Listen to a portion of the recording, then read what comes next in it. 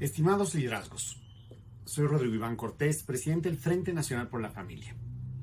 Quiero compartirles este mensaje tratando de describir lo que es la circunstancia que estamos viviendo, qué se puede prever y sobre todo, qué podemos hacer en el cortísimo plazo.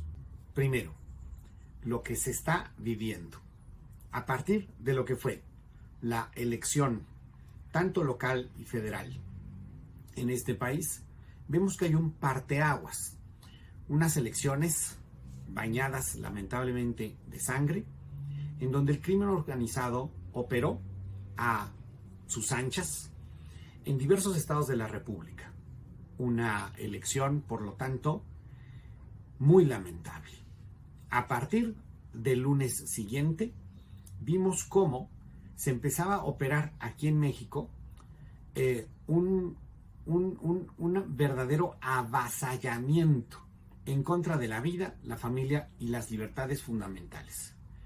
Vimos cómo se presionó de manera absolutamente ilegítima y se violaron los debidos procesos parlamentarios, violando las leyes orgánicas de los congresos para imponer, como por ejemplo en el estado de Sinaloa, el matrimonio del mismo sexo, doblegando a gobernadores, en ese caso del PRI, a congresos de diversa conformación, pero después se fueron, por ejemplo, a Baja California, en donde el quinto intento, ahora con ese respaldo gubernamental, con ese respaldo del Comité Ejecutivo Nacional de Morena, o más que respaldo, presiones terribles, ya se dio ese congreso.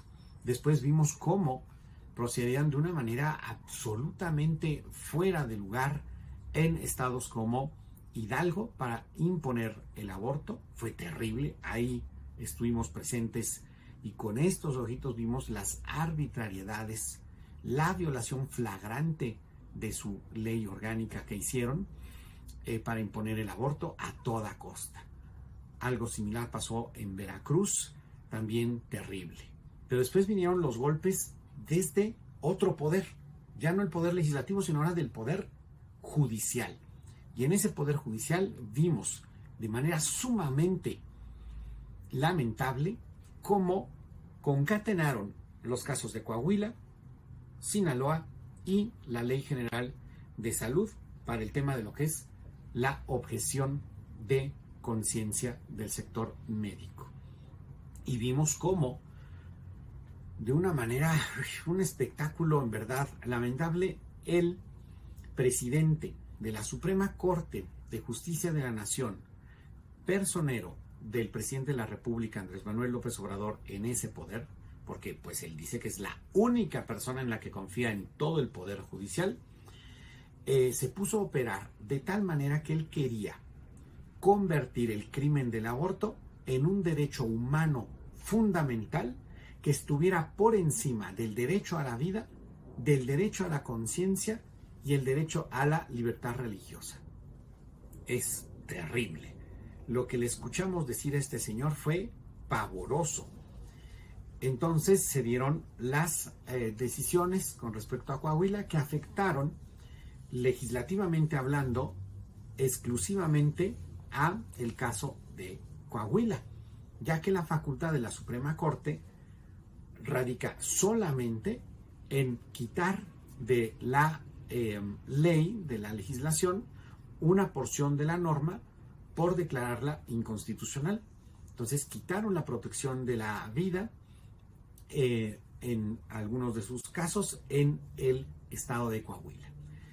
La repercusión, ya no para el poder legislativo, sino para el poder judicial, esa sí es federal, ya que los amparos que lleguen en ese sentido, los jueces van a estar obligados a tomar el criterio de esa resolución.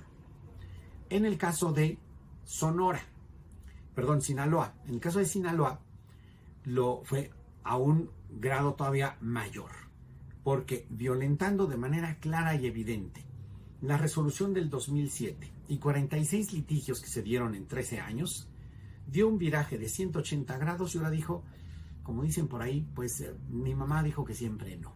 Entonces, aquí no es la mamá, ¿verdad? Es muy probablemente un papá que dijo que no y ahora se tumba esa parte y le impiden a un Estado soberano poner en su constitución que se protege la vida de todos sus habitantes desde la primera etapa. Fíjense nada más, qué aberración, qué pérdida de fundamento y de sentido del Estado, del derecho y del Estado de derecho. Qué ruptura tan evidente de lo que es la división de poderes. Una cosa absurda, ¿ok? Si eso no fuera ya suficiente, se lanzan en contra de la libertad de objeción de conciencia y de una manera espectacularmente antijurídica. Porque el lunes 13, en donde estuvimos en concentración con miles de personas rodeando la Suprema Corte de Justicia de la Nación, pudimos escuchar y ver que la resolución que hacían con respecto al inciso A de los 6 incisos que iban a discutir, la Suprema Corte dijo que no podía declarar como inconstitucional el derecho a la objeción de conciencia. Obvio, si tú estás negando la razón fundamental por la cual, de manera absurda, la Comisión Nacional de Derechos Humanos pedía que se invalidara ese artículo, pues la Corte dijo no puedo invalidar ese principio, pues porque es constitucional. Pero de una manera contradictoria, y por eso decimos una suprema contradicción, al lunes siguiente, lunes 20, pues dijeron, pues de todas maneras invalidamos el artículo porque no nos gusta su redacción. Háganme el favor, no nos gusta la redacción. Y entonces tumbaron el artículo en donde se protege el derecho fundamental de objeción de conciencia del sector salud. Esto es terrible porque uno en el sector médico está juramentado por el juramento hipocrático a salvar vidas, no a quitarlas, a velar por la salud de los pacientes, no por causarles daño, a no amputar miembros sanos. ¿Y qué pasa con esta andanada de la cultura de la muerte y la ideología de género?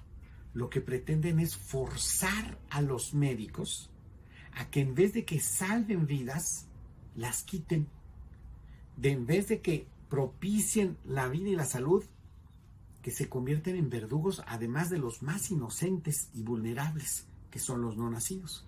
Y por otro lado, un médico, cuando llega una persona que dice que tiene una autopercepción en donde no es un hombre, sino una mujer atrapada en un cuerpo femenino, en vez de tratarlo de manera adecuada como una disforia, es decir, la no correspondencia de una autopercepción con su realidad física, biológica, pues en vez de atender ese trastorno, porque así se llama, trastorno de disforia, a amputar miembros sanos para que en vez de que se le ayude a que corresponda su autopercepción con su realidad, mejor le amolamos la realidad para que se quede con una autopercepción que es disfórica. Esto es una violencia al sector salud impresionante. Pero además, uno puede objetar conciencia por su libertad religiosa. Pues tampoco Saldívar Lelo de la Rea quiere que eso se respete. Entonces, muchísimo cuidado, porque esto sigue y lo hemos visto en los estados siguientes, en donde de manera absolutamente improcedente, aplastando a la libertad de los congresistas, miembros del poder legislativo local, en los casos como Querétaro, como Sonora. Hemos visto de manera penosa, lamentable, cómo van cayendo estos dos congresos bajo la presión de lo políticamente correcto, bajo la presión de Estado, ¿no? Esto es terrible. Por eso, muchos me preguntan, ¿y bueno, qué podemos hacer? pues en el cortísimo plazo tenemos que alzar la voz, tenemos que manifestarnos. Y por eso queremos pedirles que nos sumemos todos a la marcha del 3 de octubre, que son marchas simultáneas en diversas ciudades de la República, y la marcha nacional en la Ciudad de México a las 11 de la mañana en el Auditorio Nacional. Les pedimos a todos que nos activemos, que nos organicemos con nuestras organizaciones, con nuestras diócesis, con todos los que podamos, a esta convocatoria que se hace desde la Conferencia Episcopal Mexicana y de la Dimensión de Vida, pero que es una convocatoria universal, para que todos los que valoramos la vida, la familia y las libertades podamos sumarnos. Les pedimos que se pongan en contacto con nuestro secretario de Frente Nacional por la Familia, Eric González Neri. Chequen la página oficial del evento de por la Mujer y por la Vida, para que chequen ahí exactamente dónde y a qué horas se convocan las marchas locales, y nos pongamos todo México en marcha y todos a defender la vida, la familia y las libertades. Muchas gracias.